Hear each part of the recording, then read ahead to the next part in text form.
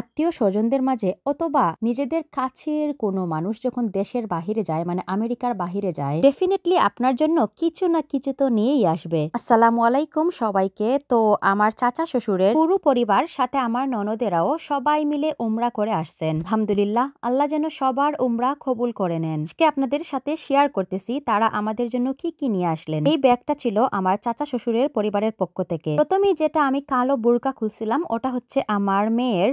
So সে আসলে অনেক অনেক পছন্দ করছে, আর এটা হচ্ছে আমার জন্য নিয়ে আসা। আমার আসলে পার্সোনালি দুবাইয়ের বোরকার থেকেও সৌদি আরবের বোরকাগুলা এত ভালো লাগে। এখানে ছিল মা মেয়ের জন্য দুইটা বোরকা, এক বাটল জামজম ওয়াটার, আর একটা হচ্ছে থুব আমার ছোট ছেলের জন্য, একটা বড় ছেলের জন্য, আর এটা ছিল তাদের বাবার জন্য। গিফট পেতে আসলে কার না ভালো লাগে, গিফট পাওয়াটাও কিন্তু ভাগ্যের ব্যাপার। এখনকার জামানায়, মানে এখনকার যে পরিস্থিতি দুনিয়ার, গিফট দেওয়া তো দূরের কথা, মানুষ মানুষকে কজনই বা মনে রাখে বলেন। আর সৌদি আরবের ফ্রেশ ফ্রেশ খেজুরের কি যে স্বাদ এখনো মুখে লেগেই আছে। আমি ক্যামেরা রেখে তাড়াতাড়ি একটা দুয়ে খেয়ে আসলাম। এই ব্যাগটা ছিল আমার মেয়ের জন্য ওর ফুফুর পক্ষ থেকে। এখানেও ছিল একটা বোরকা আর হচ্ছে একটা পারফিউম। পারফিউমটার গ্রানটা বেশ ভালো লাগছে আমারও আমার মেয়েরও। আমরা যে যাই করি না কেন, যে যেই প্রফেশনে থাকি না কেন, আমাদের সবারই মনের মধ্যে একটাই স্বপ্ন থাকে, জীবনে একবার হলেও উমরা অথবা হজ করার। আল্লাহ যেন প্রত্যেক মুসলমান ভাই বোনদের এই মনের আশাটা পূর্ণ করে দেন। পারফিউমটার কৌটাটাও যা সুন্দর হয়েছে, মানে ওর এইজের সাথে একদম গেছে।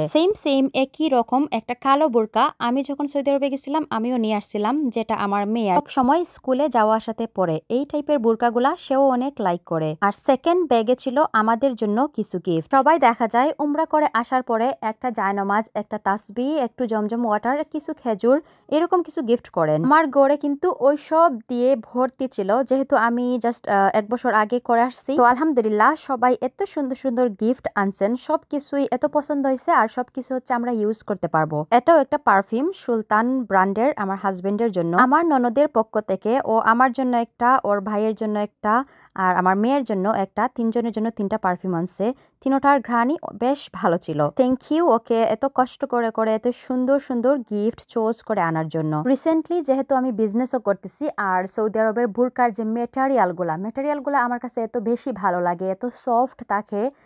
জানি না কেন আমার প্রথম বিজনেস স্টার্ট করাই হয়েছিল বোরকা দিয়ে। আবার জানি না কবে যেন চলে যাই। আমার খুবই ইচ্ছা আছে সৌদি আরব থেকে সুন্দর সুন্দর বোরকাগুলা কালেক্ট করার, ইম্পোর্ট করার, বাট সেই রকম আসলে কাউকে পাচ্ছি না আর কি। বাট দুবাইয়ে আছে কিছু মানুষ। এই তো দেখি, মানে এক কাজে দুইটা হয় না। এখন দেখা যায় কত মানুষ বাংলাদেশে যাওয়ার পথে উমরা করে যায়, বা বিয়ের আগে দিয়ে গিয়ে উমরা করে আসে, কত সিস্টেম আছে। সো আমার দেখা যায় বিজনেসের কাজে গিয়ে আবার উমরাটাও করে আসতে পারি যদি আর কি, আবারও তো যাইতেও পারি। এখন কি যে ব্যস্ততায় সময় যায়, একটা ভিডিও এডিট করারও সময় পাই না। যদিও এটা আমার প্রফেশন না, ভালো লাগা থেকে করা। আমার বাচ্চা 3টা আর হাজবেন্ড, মানে তারা কেউই মাছ খেতে একদম রাজি না। তো দেখা যায় প্রত্যেক 2 মাস পরে পরেই আস্ত একটা বড় খাসি নিয়ে আসতে হয়। যতবারই আমি খাসি নিয়ে আসি ততবারই আমার কি মনে হয়, আল্লাহ আমরা কি যে গরিব। কেন মনে হয় জানেন? কারণ বাংলাদেশে মধ্যবিত্ত অথবা ধনীর ঘরে যখন একটা মুরগ আনা হয়, তখন একটা কাজের লোক তাকে এটাকে পরিষ্কার করে কেটে দেওয়ার, আরেকজন তাকে মশলাপাতি যাবতীয় সবকিছু রেডি করে দেওয়ার। তাও মাঝে মাঝে শুনি রান্না করতে অনেকের নাকি অনেক কষ্ট হয়ে যায়। আর আমরা এখানে কি অবস্থা দেখেন, একটা খাসি আনার পরে এটাকে মানে আরো চর্বি টর্বি ফেলে এরকম সাইজ করে করে এত চর্বি বাইর হয়েছে দেখেন। আমি গার্বেজ কেনেও ফেলছি, আর এই যে এখানেও আছে কিছু, আবার ছোট ছোট করে কেটে রাখছি। এই সাইজগুলো দেখেন, এগুলা পোলাওয়ের জন্য, মানে বিরিয়ানি লিখে আর কি, টিস্যু পেপারে বিরিয়ানি লিখে এই মুড়িয়ে রেখে দিব, তখন বিরিয়ানির মাংসটা বাইর করতে ইজি হয়ে যাবে। পুরো খাসিটাকেই রান্না করার সাইজে কেটে কেটে একদম মেপে মেপে আর কি আমি এভাবে পলি ব্যাগে করে ভরে রেখে দেই। এজন্যই বললাম গরিব তো তাই এত কাজ করি। হোক একটু দুষ্টুমি করলাম, মজা করলাম। মাংস কাটাকাটির পরে মাস্ট কিন্তু ঘরটাকে ক্লিন করতেই হবে। এখানে সেখানে দেখা যাবে রক্তের একটু ছিটা লেগে গেছে। এতক্ষণ বসে বসে কাজ করছি, আর এখন দাঁড়িয়ে দাঁড়িয়ে মাফটা দিয়ে নিব ইজিলি। এগুলো আমি ওয়ালমার্ট থেকে নিছি। সবসময় হচ্ছে আমি মনে করেন মেহমান আসার আগে আগে দিয়েই এভাবেই জাস্ট কিচেনটা ক্লিন করে নেই। এই প্যাড গুলাতে অলরেডি ডিটারজেন্ট সবকিছুই মিক্স থাকে, একটু ওয়েট থাকে, সো অটোমেটিকলি সবকিছু ক্লিন হয়ে যায়। তারপরও যদি মনে করেন আপনি এক্সট্রা কিছু দিতে চান তো এক্সট্রা স্প্রেও দিয়ে দিতে পারবেন। আর এই তো ইজিলি হচ্ছে ক্লিন আপ হয়ে গেল।